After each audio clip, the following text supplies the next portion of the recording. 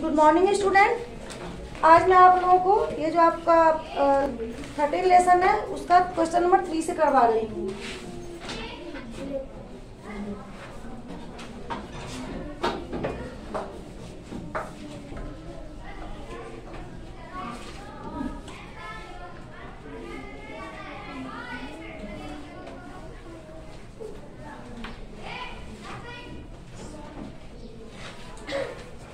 तो question number 3 में देखिए क्या कह रहा है, निम्नलिखित शब्दों का संधि विच्छेद कीजिए। तो चलिए सबसे पहले नंबर 3 में देखिए संधि विच्छेद है।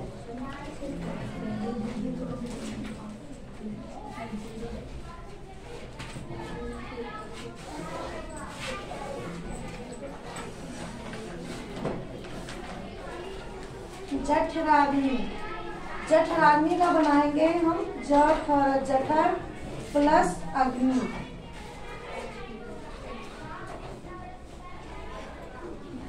जठर प्लस अग्नि यह हो जाएगा जठराग्नि। यहाँ पे र और अ मिलके आप ये रा बन जाएगा जठराग्नि। ये बात है बेटा मल्लाधिकम,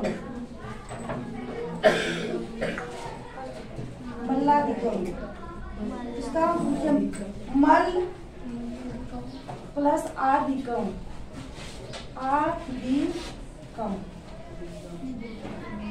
उसके बाद थर्ड में चलिए है साध तुम,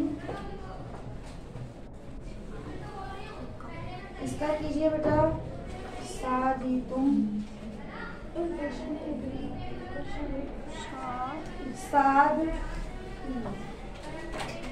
साधी तुम प्लस अपनी। संधि विच्छेद में भी संधि जब हम संधि पढ़ेंगे तब हम उस संधि विच्छेद में बहुत सारे नियम है।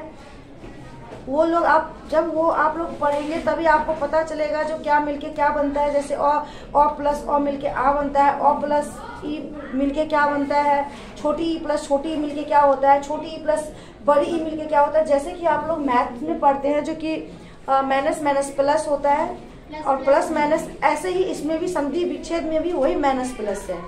तो वो जब जिस दिन मैं आप लोगों को संस्कृत व्याकरण में ग्रामर पढ़ाऊंगी, संस्कृत व्याकरण मीन्स उसमें उसकी डिस्कस करूंगी फिर समझाऊंगी, क्योंकि ये तो कहीं से चुन के दे दिया है। लेकिन उससे जैसे कि हम लोग इंग्लिश पढ़ते हैं या हिंदी पढ़ते हैं तो सबसे स्टार्टिंग शुरू करना पड़ता है ABCD से।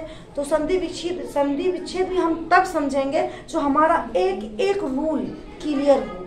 जैसे आप लोग ट्रांसलेशन बनाने के लिए आप लोगों को क्या क्या क्लियर करना पड़ता है, टेंस क्लियर, सबसे पहले तो पर्सन क्लियर करना पड़ता है जो आई के साथ, क्योंकि जब हम ट्रांसलेशन बनाते हैं और ट्रांसलेट करते हैं तो हमें एक सेंटेंस को बनाने के लिए बहुत कुछ चाहिए। जैसे कि हम बनाते हैं तो हम उसमें सब्जेक्ट होता है, उसमें वर्ब्स होता है, उसमें ऑब्जेक्ट होता है। अब आप पूछिएगा जो कि सब्जेक्ट क्या है, तो हमें सब्जेक्ट क्या है वो भी पढ़ना होगा। फिर पूछिएगा हेल्पिंग वर्ब क्या होता है, मेन वर्ब क्या होता है, बहुत सारी चीज़ें होती है। एक सेंटेंस के लिए बहुत चीज़ें होती है। तो वही चीज़ है संस्कृत में या हिंदी में, जो भी आप पढ़िएगा सबका एक एक चीज़ छोटे छोटे चीज़ से पढ़ना पड़ेगा। अब आप लोग का क्या है, जैसे कि हमने इसमें करवा दिया, आप इसे लर्न कर लेंगे, पेपर में आएगी, चैप्टर से आएगी, आप लिख लेंगे। लेकिन आपको इसके जगह कोई दूसरा एग्जाम्पल दे दिया जाए तो आप लोग नहीं कर पाओगे। आपकी भी गलती नहीं है, क्योंकि हम आपको स्टार्टिंग से बताएंगे तभी तो आप लोग कीजिएगा। तो यही है। तो पहले आज मैं चैप्टर कंप्लीट करा देती हूँ बेटा, देन मैं आप लोगों को वो भी समझाऊंगी। ओके, क्योंकि हर सब्जेक्ट का आना चाहिए। ये नहीं है कि संस्कृत हम बड़े होके 9th 10th में नहीं पढ़ेंगे, अभी तो आप पढ़ रहे हैं तो वो भी क्लियर होना चाहिए। एटलीस्ट कल के डेट में आप टीचर बनोगे, कहीं आपको मिल जाए पढ़ाने के लिए, आएगा तभी तो आप पढ़ाओगे। जरूरी नहीं है जो कि अब हमें कैसे, अभी मैम नहीं है, मैं पढ़ा रही हूँ तो कुछ ना कुछ समझ में आता है तभी तो पढ़ा रही हूँ, नहीं आएगा तो क्या पढ़ाऊंगी। तो इसलिए वो हर सब्जेक्ट पे कमांड होना चाहिए।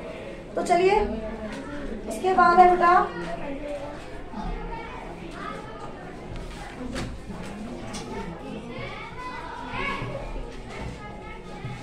और वैसे भी संस्कृत थोड़ा डिफिकल्ट लगता है क्योंकि उसमें बहुत बड़ा बड़ा वर्ड्स होता है बेटा। व्यायामेन प्लस अंगानी। इसमें 2-2, 4-4 शब्द को मिला के एक शब्द कर दिया जाता है। अब ये है व्यायामेन। व्यायामेन मीन्स व्यायाम, अंगानी मीन्स शरीर के लिए व्यायाम, तो इसीलिए थोड़ा सा ये लगता है हार्ड। अब यहाँ पे है किमपि। किमपि, किमपि में देखिए है किम। किम का मतलब होता है क्या? अपि, अपि का मतलब होता है भी। इसमें 2 शब्द को जोड़ के एक बना दिया है किमपि। अब है बुद्धि निर्मला। बुद्धि निर्मला, तो चलिए इसका कीजिए बुद्धि प्लस निर्मला।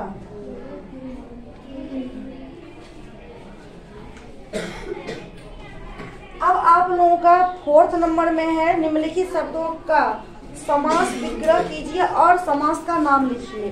तो आपको इसमें क्वेश्चन तो दे दिया गया है, जो समास का विग्रह कीजिए और समास लिखिए, लेकिन समास है क्या चीज, हम कैसे लिखेंगे, क्या समास है? तो समास हम पढ़ेंगे, उसके बाद हम तो अभी मैंने पहले कहा जो कि मैं आप लोगों की चैप्टर कंप्लीट करवाती हूँ। फिर समास, संधि जो भी है, आप लोग छोटे छोटे क्लास में हर चीज पढ़े होंगे, लेकिन समास और संधि नहीं पढ़े होंगे, क्योंकि समास और संधि में भी अब होगा 6th क्लास में आप लोग, तो अब होना चाहिए। समास भी होगा, संधि भी होगा। यदि नहीं होगा तो 7th में जाके होगा। अब इसमें दिया है तो मीन्स आ गया है समास। हमारा जो व्याकरण होता है समास संधि मोस्ट इम्पोर्टेंट टॉपिक है, इसे समझने के लिए। अरे यार चुप हो जा, मतलब ऐसे घुस जाता है ना, कम से कम क्या हुआ, और चला जा, हाँ पहुंच जा पाकिस्तान। गुस्सा आती है, घुस जाता है सीधे। चलो बेटा हो गया। तो अब इसमें है हमें इसका सब विग्रह करना है। समास क्या है, समास कितने प्रकार के होते हैं? संस्कृत में तो बहुत सारा समास दिया गया है, लेकिन बस हाँ करो, जल्दी करो क्योंकि बेल लग जाएगी, फिर मेरा चैप्टर रह जाएगा। संस्कृत में बहुत क्वेश्चन चैप्टर पढ़ाया था, समझ में आया था बेटा? बिल्कुल ये बेटा ना ज्यादा ठंड से होती है तो भी हो जाती है, गर्मी इन्फेक्शन हो जाता है। हाँ बेटा समझा कर ए पीछे बस इसको मिटाओ बेटा। थोड़ा सा बस जल्दी करो बेटा, क्योंकि संस्कृत में समझ आती है ना? Yes ma'am. कोई प्रॉब्लम नहीं मैम, पूछ सकते हो, किसी को कोई प्रॉब्लम नहीं। अमोल सिर्फ बातें कर लो। नहीं मैम, इससे कुछ सीखते नहीं है, इससे प्राची से जो जब बातें करना हो तो बातें, जब क्लास में काम होता है तो एकदम कॉन्स्टेंट रहा बेटा। अच्छे बच्चे में गिनती है नहीं है, अच्छे बच्चे तो पूरा ग्रेविटी होना चाहिए। जब तुम में ग्रेविटी नहीं होगा तो तुम मान लो क्लास का हेड भी बन जाओगे, मॉनिटर भी बना दिया जाएगा, तो कौन सुनेगा? वो अलग सी बात है।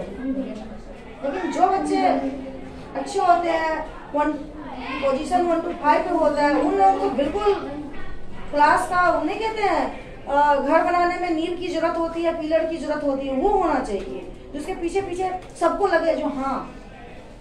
जब आप अच्छे बच्चे सब ऐसे करेंगे शोर शराबा बातें, तो फिर बाकी क्या करेगा? बाकी तो सोचता भाई हम है ही क्या, हम तो मेरा तो काम ही है शोर मचाना, बाकी सब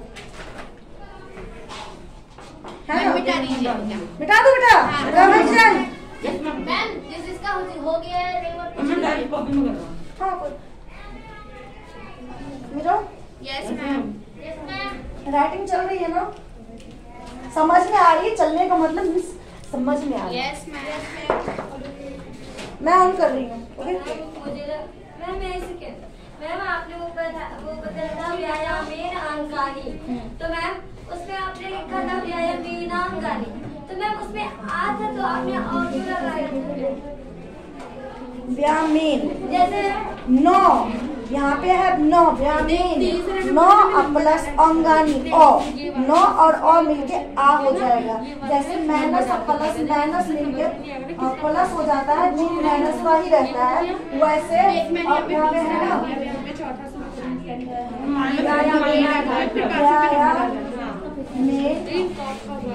प्लस अंगानी।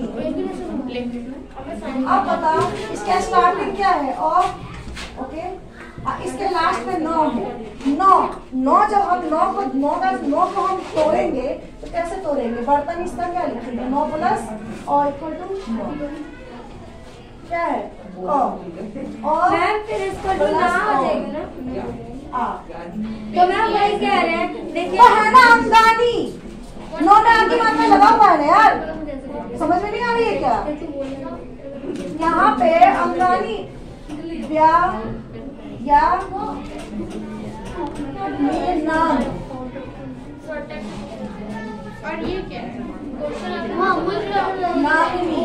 अब बताओ यहाँ पे नाम है ना, पहले दूसरे यहाँ पे ना है। मैम जैसे हम लोग अ पढ़ते हैं तो उसमें आ नहीं आएगा, मतलब क्यों आएगा? अकेले आ से हम मात्रा कैसे पढ़ते हैं? हम यदि काम लिखते हैं क में आ की मात्रा मोकाम, हम क और मोकाम पढ़ सकते हो। कहाँ गया मेरा मात्रा? कहाँ गया? कम अकाम डिफरेंस है, सेंटेंस डिफरेंस, सब चेंज, हर चीज की अपना महत्व है। कितने स्वर है, कितने व्यंजन है, कहाँ से स्टार्ट करूं? बड़े क्लासेस में आई हो, इसको ना खुल के लगाओ, यूज करो। है तो क्वेश्चन बताया ना, मैं आपको बता रही हूँ। व्यामेन प्लस अंगानी, यहाँ पे सबसे पहला लेटर हो, यहाँ पे सबसे लास्ट में नौ। हम नौ क प च जो भी बोलते हैं उसमें क्या है? अ। का बोलेंगे तो क्या मिलेगा? आ। की बोलेंगे तो क्या मिलेगा? ई। क्लियर? That's clear. फिर जब हम नौ में अ है तो अ प्लस अ हुआ ना, तो नौ प्लस अ, यहाँ पे अ प्लस अ इक्वल टू आ। तो जब आ बनेगा तो नौ में ना बनेगा ना, इसमें भी आता है, इसमें भी होता है, तो इक्वल टू आ।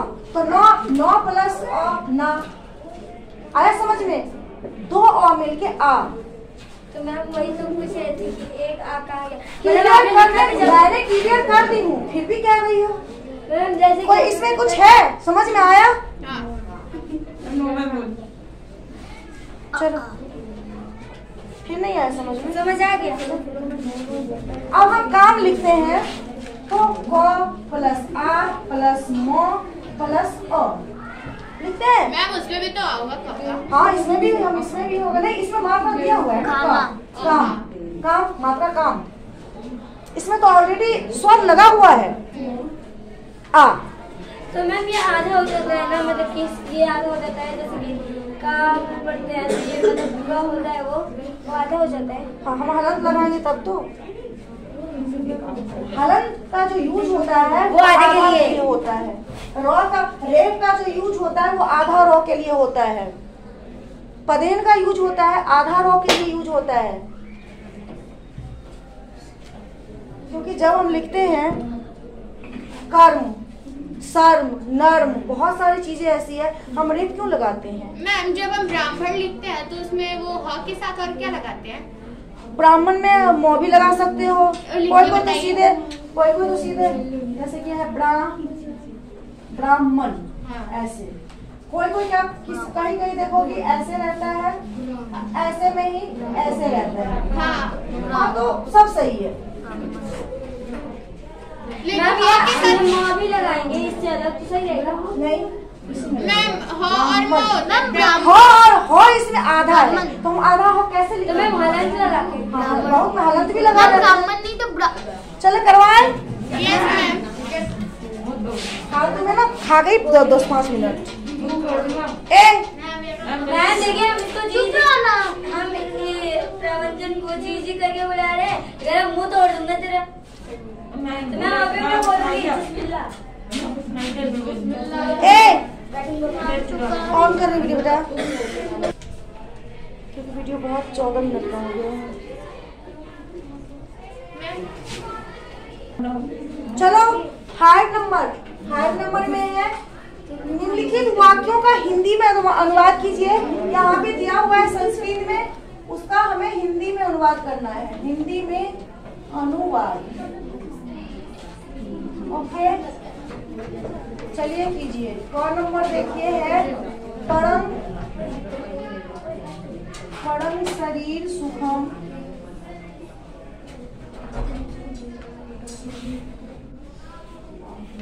एतेषु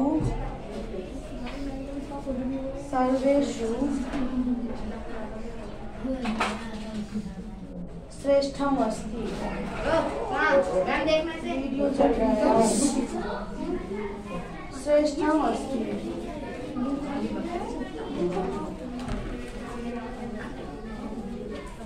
मैम ये लोग थे।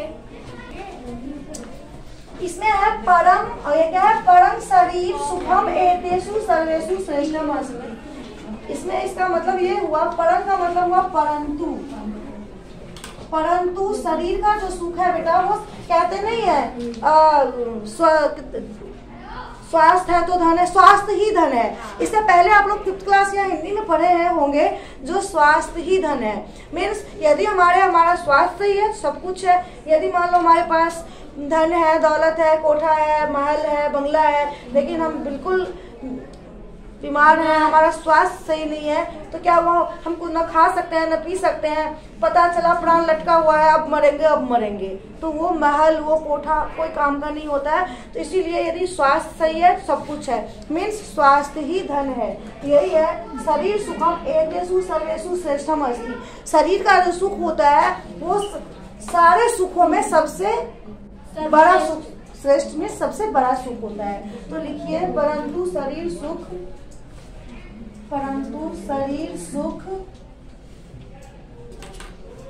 इन सब में, एतेषु मीन्स इन सब में, सर्वेषु इन सब में श्रेष्ठ है, ओके। अब उसके बाद 4 नंबर देखिए क्या है? सह निज कार्याणि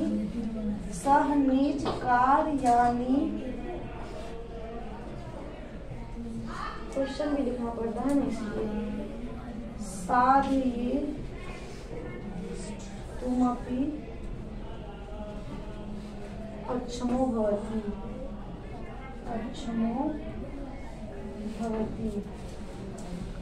इसका मतलब देखिए क्या क्या कह रहा है? वह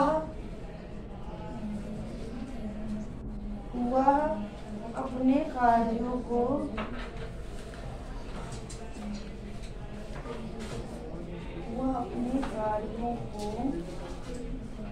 करने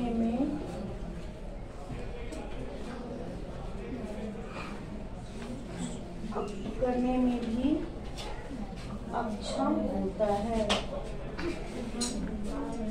भवति का मतलब होता है होना, और यहाँ पे है साध ही तुमपि। इसमें भी तुमपि, किमपि, किम प्लस अपि, तुमपि, त्वम प्लस अपि। 4 नंबर में देखिए क्या है? स्वास्थ्य लाभाय जना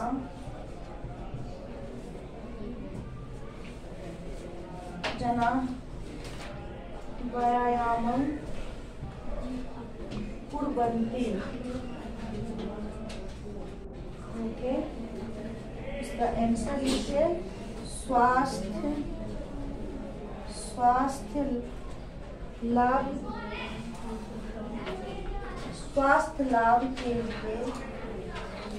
लाभ के लिए लोग, जना का मतलब होता है बेटा लोग, व्यायाम करते हैं। व्यायाम मीन्स एक्सरसाइज। व्यायाम कुर्वन्ति का मतलब होता है करते हैं। ओके, उसके बाद है घ में क्रीडनेन तेषां व्यायामो भवति अनुशासन स भावना वर्धते। खेलने से उनका व्यायाम होता है और अनुशासन की भावना बढ़ती है। चलो क्वेश्चन नंबर 5वां का घ नंबर तो हो गया है ना? घ नंबर तक हो गया था ना, नहीं घ लिखो।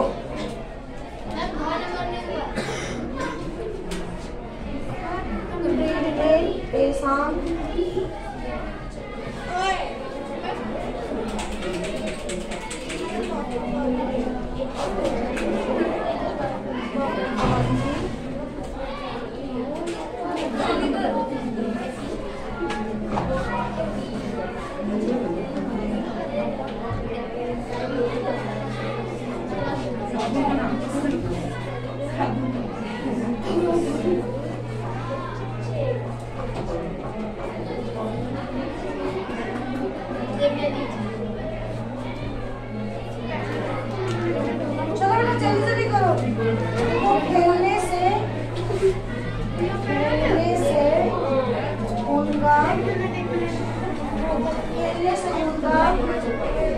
व्यायाम होता है, अनुशासन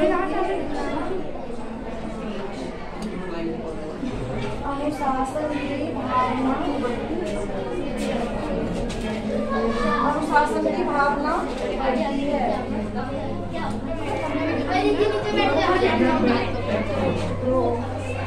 मतलब 2 मिनट देखो।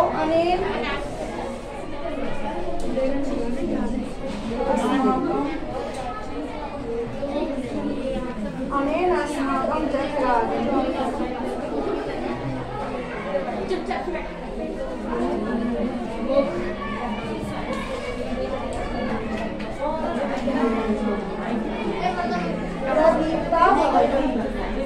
चलिए इसका लिखिए, लास्ट नंबर से लिखिए। इससे हमारी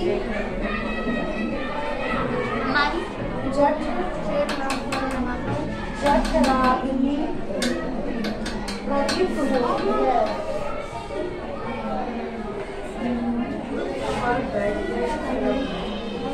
चलिए आप लोगों का क्वेश्चन नंबर 5 तक हो गया बेटा। क्वेश्चन नंबर 6 है वो मैं आपको नेक्स्ट क्लास में कराऊंगी। थैंक यू, धन्यवाद।